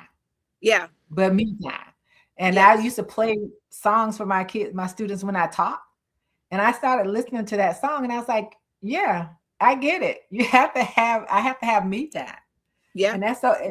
And I think it's wonderful that we all know what that feels like for us, because we, make yourself feel special. I go out and I buy my own flowers from Trader Joe's or wherever I can get them. Me too. Yeah, because you shouldn't wait for a man to buy you flowers. If you like them, get them yourself. Anything. Like if you want to buy yourself a piece of jewelry, whatever. We don't need a guy. Most people would love to have a guy, or they appreciate the guy, but the guy doesn't make them, or the female, if they're, in alternate relationship, but I didn't know how to say that. I was like, I don't want to get canceled. But but yeah, you know, you can make your own happiness. You don't need someone else to do it. But it's fun to, you know, have sister friends to do stuff with. So you know, I'm hoping, like I said, that 2026 and further, I'll be able to attract like-minded people in my life. I don't see any questions, so I don't know. Does everybody? We have about 6 minutes before we close out. Does anybody want to tie up and say something to tie up tonight? G Well, can go I'll last. share something. I was gonna say, because you always speak well, so I was like, oh, you should go last, but go first. Who, me? I should go last? Yeah. No, Oh. yeah, I like, yeah, go ahead. You know, I'm giving you a compliment, like around the way compliment, but I like the way you talk and you type and stuff. I'm gonna let Miss Alice with all the wisdom close us out. You know what I'm Okay. saying? But I was, but as you were saying, you know, being canceled, I don't believe in canceling people. Oh, Oh. what happened? Is so many dimensions, right? I have a son-in-law, I have a daughter-in-law because my daughter has a wife. I don't have kids of my own, but I love my grandbabies. I love my nieces, my nephews. I do believe that when you know how to, as Miss Ali says, date yourself, and I continue to date myself, right? Give myself all the things. It just shows up differently. And I know that this society, God bless us, and I hate to say it, but the programming that we have has us as women thinking that without these things or this person, we are less than. It is so hard to walk away from programming. It really is. And I know I say that, but you know, I'll be 25 years and walking away from programming in September. 25 years. So yes, there's a party coming and confetti, but because you know, like I just love a good party. But that's 25 years of redefining beauty for myself, what love looks like, loving myself, walking in my own authenticity, showing up at every moment and not taking on someone else's BS. That's 25 years of doing that, Lord willing, if I get to September. Right. And it sounds like, but when we think about the messaging we're giving as young girls, we're giving baby dolls. You're going to be a great mother. You're going to be a great wife. We don't see it as programming, but it is programming. It is. And I just want every young lady, be her 9 years old or be her 75 years old, to recognize you are whole by yourself. You are worthy of love by yourself. End of story, point blank, period. Yes. Jazzy? So for me, I'm going to say date yourself with the asterisk, right? And the asterisk I'm going to throw out there is with intention of loving on yourself and not the intention of finding somebody through your dating of yourself. Because I think when people say that, right, people often say like, okay, you have to love on yourself. And if you love on yourself, you're going to attract a man. And I'm like, hey, stop doing that. Stop telling people that, right? Because the reality is you should love on yourself because you want to love on yourself. And that's it. Yeah. Like full stop, period. Right. And I think the quicker we allow ourselves to fully understand and believe that and ingest that within our soul, the better off that we will be as women, especially in teaching other women and guiding them in that kind of self-love without the intention of getting a man from it. Because I have heard so many times people are like, when you love on yourself, right, that's when you're going to get your man. It's like, what does that have to do with the man? Right? Like, why do I have to, you know what I'm saying? Like, I get what the sentiment is, but I think when we say that, I think sometimes people don't see it as like, oh, I'm doing this because I want this person. No, just do it because you're loving yourself. I never will forget when I was younger. I was in my 20s, back in my 20 days. I'm still there. But anyway, when I was younger, I remember my mom, I was like, man, I want to go out to eat and I want to, do this. She said, okay, so do it. And I was like, well, by myself? Like, I was appalled at this time because I was like, why would I go out and eat by myself? Like, who does that? And she said, the only way you're going to love on yourself is by like actually taking yourself out and experiencing things for yourself. And you have to be okay without being afraid of just saying, like, I'm doing this for me, wholly for me, and nobody else. And not because I want a man. So I think that, you know, it's important that we do that. And I thank you, Lisa, for putting this together. I really appreciate it. So thank you. Okay, Elise. So Wait. Say one more time for me, Elise. I'm so used to calling you Elise for like 3 years now that I use it as people say Elise, but it's actually Alice. Alice. Okay, go ahead. But you know, I think the most important thing is what people have said is loving yourself. You know, getting to know who you are, and not look for external things for happiness. Because once you love yourself, it's not about finding any other people in other people. It's being able to look in yourself in the mirror and say, "Man, I love how I look today, how I feel today," and genuine. Don't care about anyone else. You know, I'm at that point. Look, I'll be 70 years old this year. I'm at that point. Was like, I don't care how you feel about me, but this is how I'm feeling today. Yeah, that's the most important thing is knowing that part and not worrying about what other people say and do. And I don't think it really took for me to understand that about myself. It took time for other people to accept it about me, to accept that I was who I was. You know, I was a child in the 70s in high school in 73, the only child in my whole high school with cornrows. And like, oh, yes, I do. And what are you going to say about it?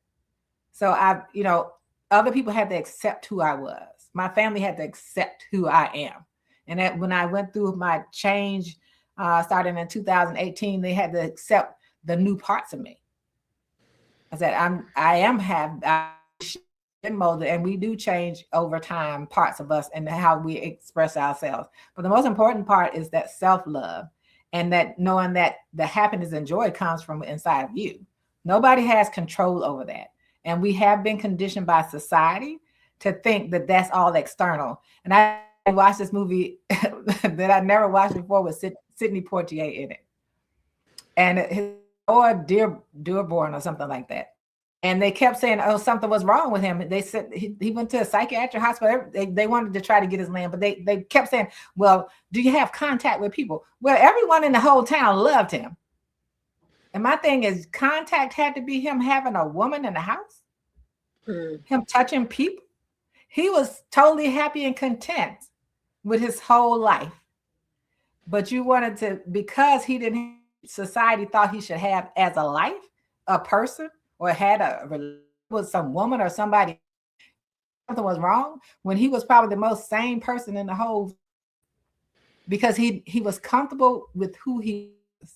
He loved people and cared for people that he loved and cared for. If he didn't, he just let you know he didn't love and care for you. But they wanted him to make him feel like something was wrong. And that's what society does to us. Try to make us feel like, whether it's male or female, make you feel like it's something wrong. My husband, who, like I told you, gentle soul, my brother, oldest brother, was like, man, you don't do this, you don't do that. She has you under control. I said, no, I don't have him under anything. That's who he is. You are. This man respects me. And later on in life, my brother in tears, he has so much respect for my husband and I because of the way we lived and loved each other and took care of our kids. And he was married that whole time. It took him a long time to understand who we were and to accept my husband didn't do all the things that he did because he didn't see that as being a man. All of those things that weren't really good for him to be a man. He didn't have to smoke or drink or use profanity. He didn't have to do any of those things. And it took him a long time to understand that my husband was who he was. And he was an individual. And I raised my children to be individuals. I don't pressure them about who you're gonna marry. Are you happy? My daughter in Texas is one of the most beautiful people I know, inside and out. I mean, she's absolutely gorgeous to me. And I tell her all the time, do you know how gorgeous you are? I don't care if anybody else ever tells her that. And I had each one of them a diamond ring when they were younger. I said, because they need to know it doesn't take another man outside of them to validate them. Yeah. So that was important to me. But I tell her all the time, I tell my children how amazing they are. Because that's where it starts. I don't want them to live a life because they feel I want them to live it. Society demands that of them. If you want to be single for the rest of your life, be like, but live it. Mm-hmm. Live it. Take trips. Enjoy yourself. You want to go live in Mexico for a year, go do that. I'll come visit and give me another place to go visit and see. What art do they have?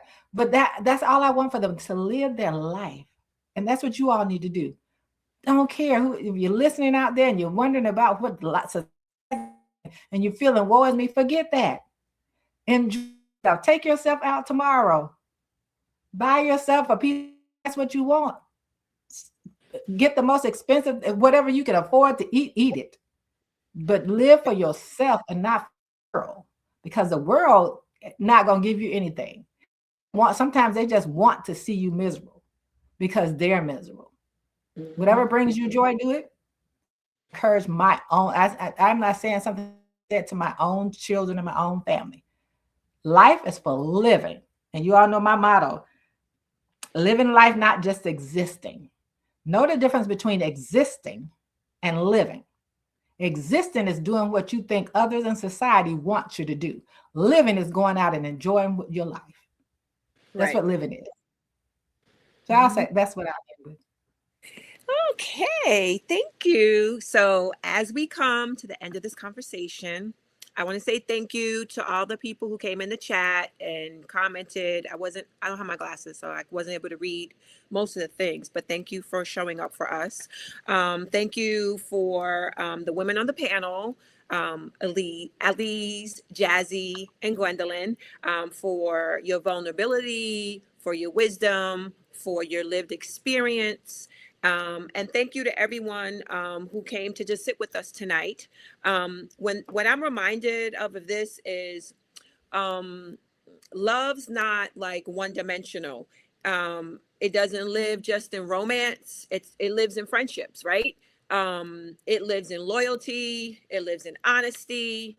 It lives in the women who hold you up when life changes. And so we talked about, some of that, tonight.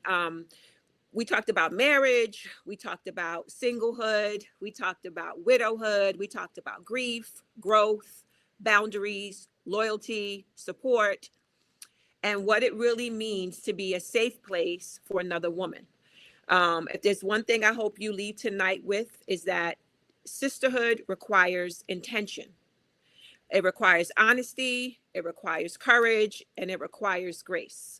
We're all in different seasons, all four of us, and all of you, we're all in different seasons, but none of us are meant to take this walk alone, right? So whether you're married, whether you're single, widowed, partnered, healing, or becoming, may you continue to choose love in all of its forms, and may you be the kind of friend you hope to have. And may you never forget that connection is still possible, even after loss, even after disappointment, even after change. Thank you for spending this Galentine's Day with us, and you guys have a wonderful evening. Good night. Good night.